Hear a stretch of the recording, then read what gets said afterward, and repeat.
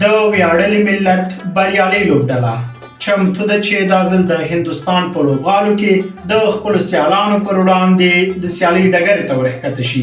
موږ هم چمتو یو چې تاسو ته د 2026 کرکټ نړیوال جام سیالیو بال په بال جزئیات له نوې شریته که هم د شرړیو څخه در واورو.